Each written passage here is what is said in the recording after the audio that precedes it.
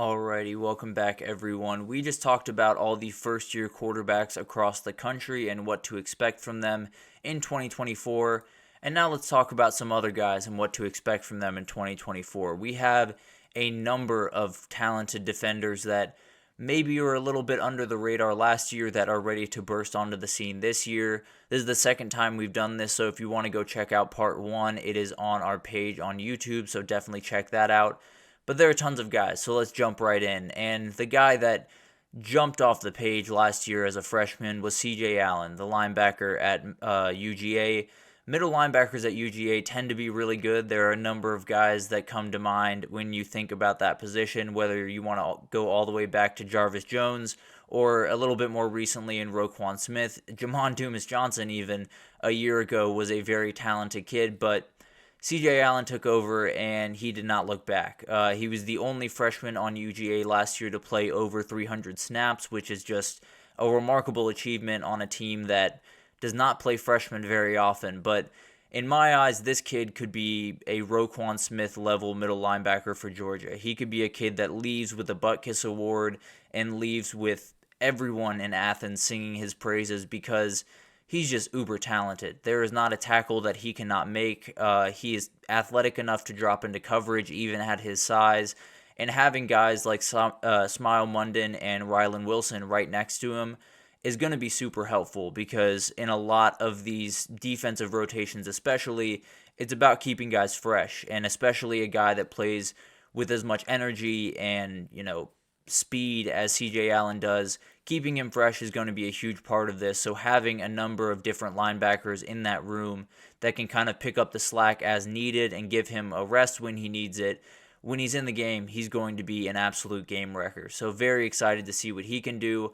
I think we could be looking at him after week 2 to week 13 as the Butkus Award finalist and front runner because man, can this dude play football. It's just remarkable to watch every time he's on the field, number 33 for UGA. But another guy that is a little bit on the younger side coming out of his freshman year at Oregon is Mateo Uiagalelei. And if that last name sounds familiar, he is DJ's little brother.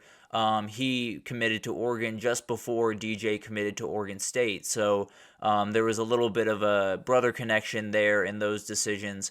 But Mateo is up at Oregon now, and he's ready to be the guy. I can't imagine that Dan Lanning is not really on this guy's butt right now. I got to be totally honest, because with Brandon Dorless walking out the door, they need a guy to step up, and Jordan Birch, while very, very talented, didn't necessarily hit the heights that you would hope he would last year, so I think Mateo is going to be a huge piece to this team. So I think Dan Lanning I think that might be the guy that is getting ridden the hardest on the defensive workouts by Dan Lanning for sure. So, but he's someone that could absolutely unlock this defense. They have a number of really talented guys on the back end, led by Jamar Muhammad, the transfer from Washington, and you need pass rush to make all of this work, right? There are a number of defenses that are really good, but struggle to get the quarterback on the ground, and it kills them in a lot of ways. It was the same thing with Texas last year at times. Getting guys on the ground was a struggle, and then the back end looked a little bit worse than they tended to be at some times because when you can't get the guy on the ground, it makes it a lot easier for him to go through his reads and make the right pass. So he's someone that could absolutely explode this Oregon defense, and if he can, burst onto the scene and be the guy that I think he's capable of being just because of his athletic ability, remarkable size, and speed, he's just incredible. So I think it's just a matter of reps.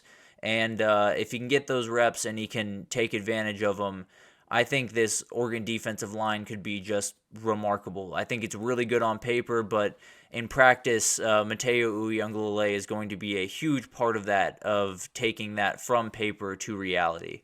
But now let's go to the back end of the defense just for a second here. Malik Muhammad, a corner out of Texas, is someone that walked onto campus a year ago in January and was probably within 2 months one of the best, if not the best, corner in the entire team. He was a guy that absolutely burst on the scene and got pretty much immediate praise from everyone that was at those practices. He is the cousin of Jabbar Muhammad, the guy that just transferred to Oregon from Washington. So a lot of talented corners in this family. There's no doubt about that. This is a guy that plays the ball incredibly well, plays a lot more physical than his size would necessarily indicate, but he is someone that makes a ton of plays that make you think he is a lot older than going into his sophomore year, because he is so smart. He can play in man coverage, in press, in zone. He can do a number of really good things, and then his ball hawking ability is really second to none, especially on that Texas team. So he's someone that's going to be a huge piece to that. It looks like him and Terrence Brooks are going to be the guys at both the corner positions for Texas, and Malik Muhammad is a dude that could take this defense from really solid and good to elite if he can become, a lockdown corner that takes a elite receiver out of the game every single week, because they're going to be playing some elite receivers. So they're going to need that lockdown guy, and I think Malik Muhammad could absolutely be that guy. But let's go over to the Big 12, the conference that Texas just left, and let's talk about Teo Johnson over at Utah. He is playing nickel, and he played a number of games last year, started 12 of them, but was somewhat overshadowed by the other two incredible guys in that back end of that defense.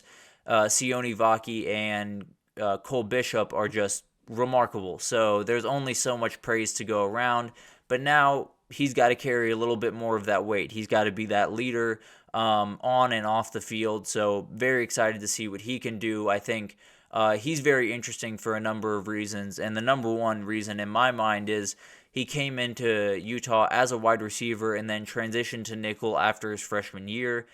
That's something that coaches just love. There is nothing coaches love more than a kid that just wants to be on the football field. They don't care where they are. They don't care, what position they're playing. They just want to be involved, and they want to be able to help their team. And moving to nickel was a great decision, because this dude is just incredible. He led the team, or tied for the lead in the team, with 5 pass breakups a year ago. His ball skills are great, obviously. He's someone that absolutely could be a Jim Thorpe candidate throughout this entire year, because Utah is going to be one of the teams that's going to be heard of a lot in the Big 12 this upcoming year. So I would not be surprised if you heard Teo Johnson's name called when we're talking about the NCAA awards down the road at the end of the season. And then finally, let's go back to edge, and let's talk about Marvin Jones Jr., transfer from UGA over to Florida State. Physically, he is just incredible. Him coming out of high school, it was just an absolute beast that I think UGA thought was going to be a big-time contributor early on. Didn't really work out the way that they were hoping. He only had 2 sacks and 16 tackles in his 2 years at UGA. Obviously, really hard to get on the field early at UGA, so I think reps is the most important thing for this kid, and I think it also really helps him that you have 2 other guys on this roster that are going to be absolute menaces in the pass rush game anyway. DJ Lundy, who decided to come back after briefly either entertaining the portal or actually jumping into the portal, is back at Florida State, and then Peyton Wilson on the outside, incredible athletes.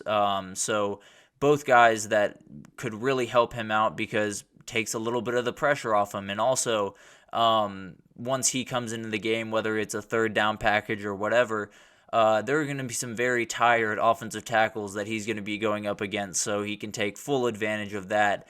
But he's a guy that is super important to this team, because they're losing a guy that is wildly important to that team, or at least was. Jared Verse was incredible over the last couple of years since he transferred over from the University of Albany, and he's someone that you can't replace with one guy, at least not in the short term. Maybe DJ Lundy becomes that guy throughout the season, but it's going to take a couple of guys to replace that production, that aggression, that leadership, all of the things that he brought to the table.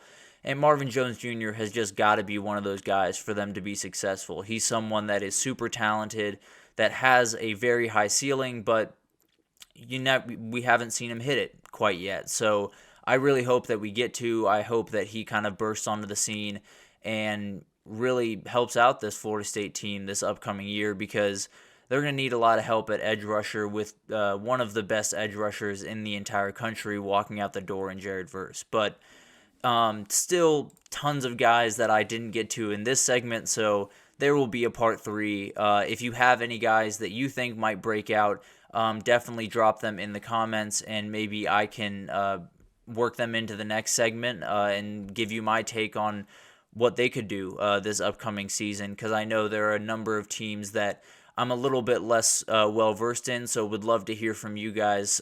Any team, that you're a fan of, that you're excited to see one particular guy, send them my way, and I'll break down what I think he's capable of. But we're going to take our final break of the show here, and when we come back, we're going to talk about spring games. We are officially in that time of year, and spring games are starting a little bit earlier than some people might be ready for. So we're going to break down the entire schedule and what to expect this particular weekend in Columbia, Missouri.